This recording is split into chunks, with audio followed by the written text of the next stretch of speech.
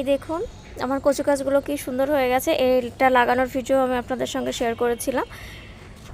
মজার বিষয় হলো আজ মাত্র কয়দিন হলো এই দেখেন লতি ছাড়তে শুরু করছে, গাছগুলো বেশ বড় হয়ে গেছে।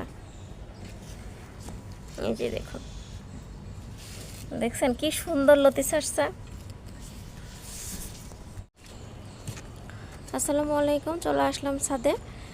এখন বিকেল।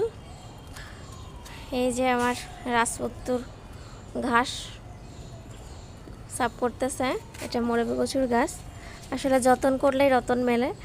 এই যে দেখুন এত দ্রুত ঘাস গজায় তা বলার মতো না।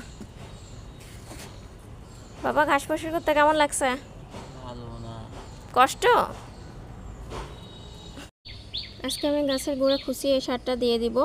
সেটা খুবই অল্প পরিমাণে দিতে হয়, এটা দিলে গাছের পাতা সবুজ হবে, গাছের স্বাস্থ্যটাও ভালো হবে। আমি একটু আগে একটু হালকা খুশিয়ে গেছি, আর একটু খুশিয়ে নিচ্ছি। এই যে খুবই অল্প পরিমাণে।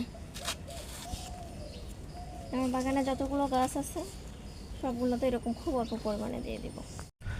দেখতে পাচ্ছেন আমাদের এই ছাদের কলমি শাকগুলো অনেক বড় হয়ে গিয়েছে। আজকে আমরা এগুলো তুলে ফেলবো।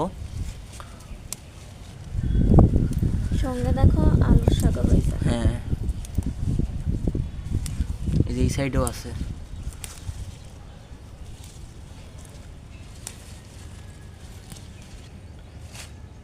এই যে আজকের মতো এই পর্যন্তই। আল্লাহ হাফেজ। হচ্ছে ঘাটকলের ফুল, এটা ভর্তা করে খেতে খুবই মজা লাগে।